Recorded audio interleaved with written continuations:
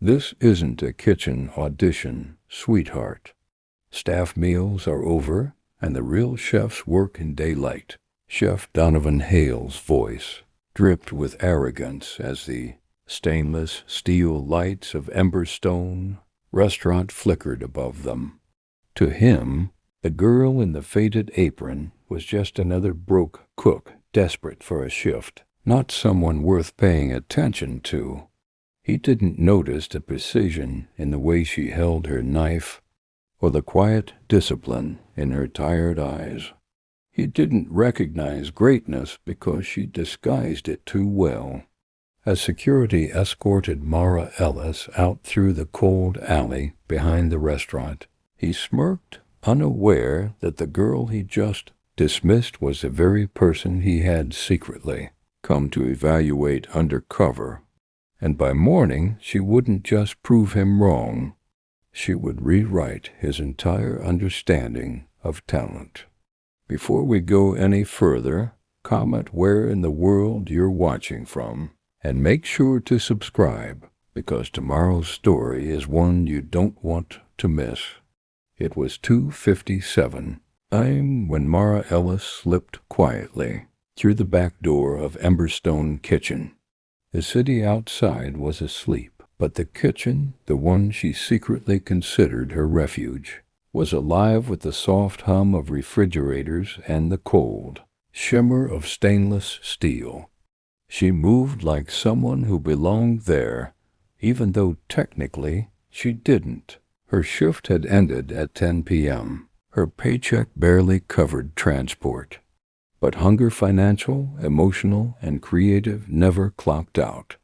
She pulled out a large slab of flank steak, sharpened her knife, and began slicing with a precision most chefs only learned in culinary school. Only she had never gone, couldn't afford to, didn't dare to dream that big, not when she was raising her two younger brothers alone. Inside her head, she replayed every YouTube cooking tutorial she had memorized, every dish she practiced after midnight when the world wasn't watching. She wasn't supposed to be here, but dreams rarely ask permission. Tonight, though, someone else was watching. Hidden behind a pantry shelf, wearing a plain black hoodie and jeans, stood Donovan Hale, internationally renowned chef, owner of multiple Michelin-starred fusion restaurants, and the secret investor behind Emberstone. He had decided to go undercover after complaints about kitchen performance. He expected laziness, shortcuts, maybe even theft.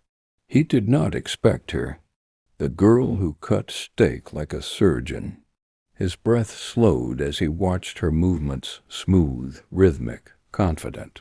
She seasoned the meat with care, not excess. She arranged her tools the way only formally trained chefs did. But she wasn't trained. He knew every chef on staff. He had never seen her before. Donovan stepped forward silently, then stopped. Mara froze.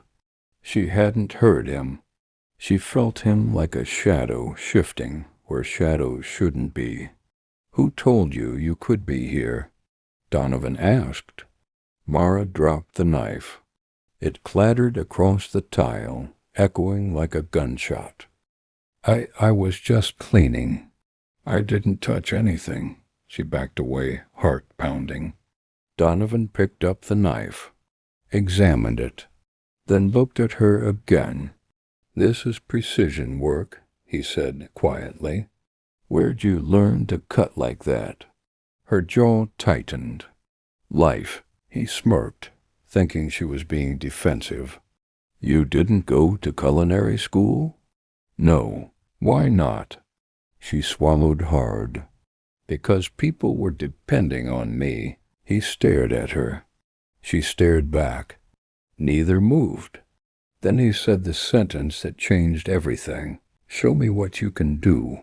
Her hands trembled, not with fear, but with the sudden shock of being seen.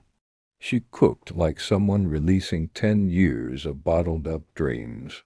Flames danced under her pan. Aromas filled the room. Donovan watched, speechless. By the time she plated the dish steak, strips over caramelized onions, with a ginger lime, glazed, the kitchen felt holy, like something important had just happened. He tasted it, and everything inside him shifted. "You," he whispered, "have talent people spend 40,000 pounds in culinary school to get. Why are you wasting your gifts working in the back at night?" Mara looked at the floor. "I skipped college because someone had to feed my brothers. Someone had to make sure they survived long enough to have the future I never had." Donovan blinked. His arrogance faltered. She wasn't hiding ambition. She was hiding responsibility. Before he could speak, they heard voices approaching the morning prep team. Donovan stepped back, still processing the storm inside his head. "Meet me here at 10 a.m., he said. "There's something you need to know." "What?" He hesitated. "I'm not who I said I was." She frowned. "Then who are you?" He opened his mouth, but just then the door swung open. The moment shattered, and the truth remained unspoken. The kitchen door swung open, and two prep cooks walked in, laughing loudly about something on someone's phone. Mara stepped aside quickly, wiping her hands on her apron, but her eyes stayed locked on Donovan. He couldn't explain the truth here. Not yet. He tilted his head slightly and then he disappeared through the back hallway, leaving her in a silent storm of confusion and fear. For the next 7 hours, Mara worked in a daze. She kept replaying his words over and over. "I'm not who I said I was. You have talent. Meet me at 10. He tasted her cooking. He didn't insult her. He didn't mock her lack of schooling. He looked at her the way people look at what they didn't expect to find, a hidden gem buried in the wrong place. At 9:56 a.m., she stood outside the manager's office, hands trembling, heart thudding. The door opened. Inside stood Donovan, but not in a hoodie this time.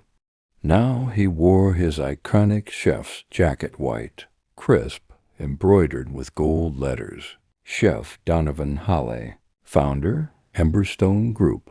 Her mouth fell open. "Surprise," he said softly. She couldn't speak. He gestured toward a chair. "Sit." She sat slowly. "I owe you the truth," he began.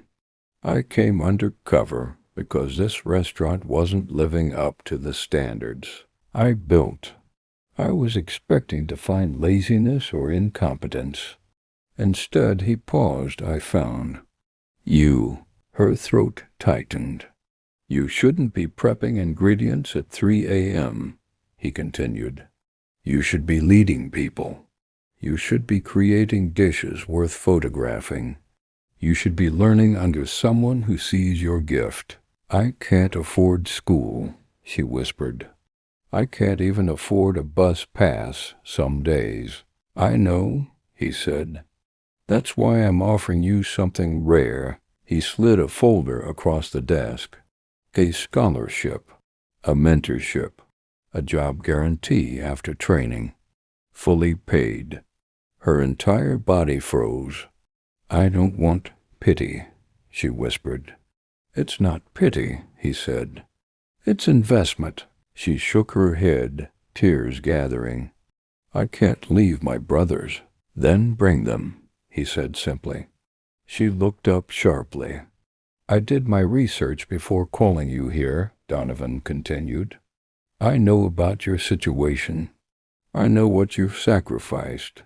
And I know you've carried enough burdens alone." Silence filled the room. Slowly, very slowly, her tears fell. He waited. Then she said the words he knew would reshape both of their lives. I accept. He exhaled in relief. But neither of them expected the storm that would follow, because talent attracts envy. And when the other cooks found out the truth, that the dishwasher girl was being raised to sous chef, whispers turned to resentment. Resentment turned to sabotage. And sabotage turned to danger. But that is tomorrow's story. Before you go, tell me in the comments, would you have taken the opportunity if you were in Mara's shoes? Don't forget to subscribe, because tomorrow's episode dives into the betrayal that nearly destroyed everything.